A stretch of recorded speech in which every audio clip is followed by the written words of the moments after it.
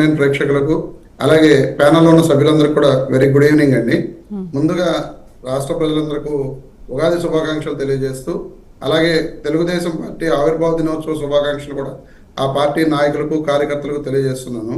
చెప్పండి మేడం గారు. ఏమంటారు? 3.5 దశాబ్దాల పాటు కాంగ్రెస్ పాలనతో విసిగి వేసారిన ప్రజలకు, తెలుగు ప్రజలకు టీడీపీ ఒక ప్రత్యామ్నాయ పార్టీగా మారింది. ఆ నమ్మకమే ఇవాళ టీడీపీని ఈ స్థాయికి చేర్చింది. ప్రజల్లో ఉన్న నమ్మకమే.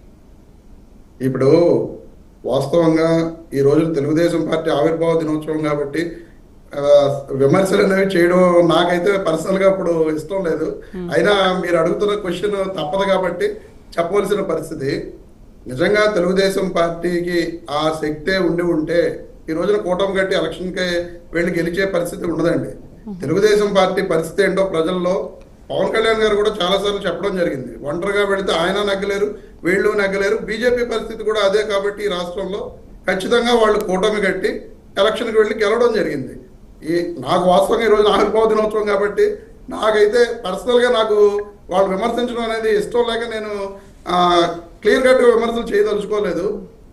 కానీ రాష్ట్రంలో ఉన్న పరిస్థితులు చూస్తే ఇప్పుడు బీజేపీ ఆయన కంబాల్ శ్రీనివాస్ గారు మాట్లాడుతూ 2 సంవత్సరాల నుంచే నేను పార్టీలో కొంచెం యాక్టివ్గా తిరుగుతున్నాను అన్నారు. అంతకుముందు మరి ఆయన ఏ పార్టీ తోటి ఎఫిలియేట్ అయ్యి ఉండేవాళ్ళో నాకైతే కొంచెం అవగాహన లేదు.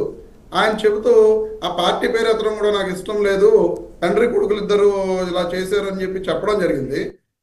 ఏ పార్టీ అయినా సరే ప్రజలకు సేవ చేద్దామనే ఉద్దేశంతో వస్తుంది. ఖచ్చితంగా ఈ రోజున మీరే చెప్పారు 40% ఓటింగ్ ఆ పార్టీకి కన్సాలిడేట్ అయింది అని చెప్పి. బీజేపీ నుంచి శ్రీనివాస్ గారు మీరు అందరూ అర్థం చేసుకోవాల్సింది ఏంటంటే, పేద ప్రజల కోసం గతంలో కాంగ్రెస్ పార్టీ ఎన్నో సంక్షేమ పథకాలను కానీ అభివృద్ధి పథకాలను కానీ తెలుగుదేశం పార్టీ వచ్చింది 1982 సంవత్సరంలో ఆవిర్భావం జరిగింది. అంతకుముందు ఈ రాష్ట్రాన్ని కానీ ఈ దేశాన్ని కానీ పరిపాలించింది కాంగ్రెస్ పార్టీ.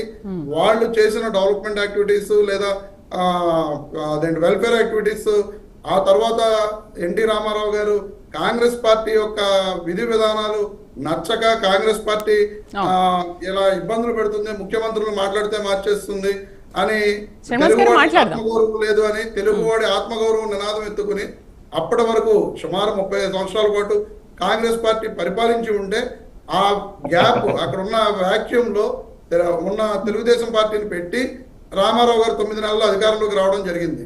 ఆ తర్వాత రామారావు గారిని కూడా వెన్నుపోటు పొడిచారు నాదెండ్ల భాస్కరరావు గారు. కానీ చంద్రబాబు నాయుడు గారు 1995లో మళ్ళీ ఆ రోజున పార్టీ పెట్టినప్పుడు చంద్రబాబు నాయుడు గారు లేరు తెలుగుదేశం పార్టీలో.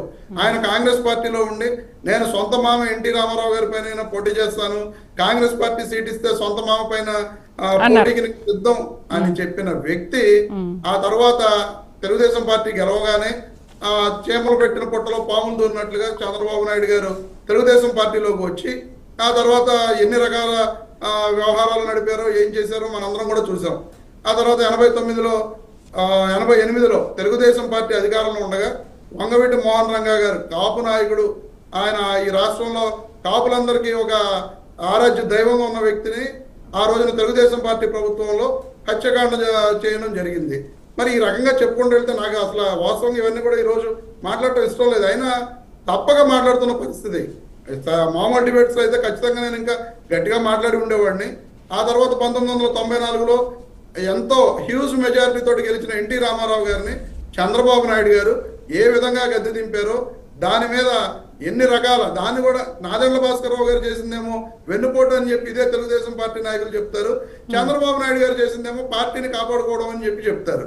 ఈ రకంగా ద్వంద్వ ప్రమాణాలతోటి తెలుగుదేశం పార్టీ ముందుకు చంద్రబాబు నాయుడు గారు తీసుకురావడం జరిగింది. అంతేకాకుండా తెలుగుదేశం పార్టీ 1982లో పార్టీ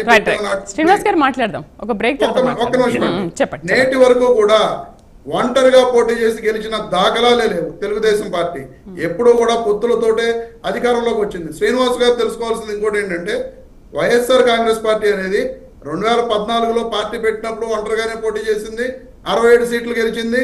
2019లోనూ ఒంటరిగానే పోటీ చేసింది, 151 సీట్లు గెలిచింది. ఈ రోజు 2024లో ఒంటరిగానే పోటీ చేసింది, 11 సీట్లు గెలిచింది. ఎప్పుడు కూడా మేము పొత్తులతోటి గెలిచిన దాఖలాలు అయితే లేవు. అది శ్రీనివాస్ గారు తెలుసుకోవాల్సిందిగా నేను కోరుతున్నాను. రైట్, దీనిపైన శ్రీనివాస్ గారి కామెంట్ చూద్దాం ఒక చిన్న బ్రేక్ తర్వాత.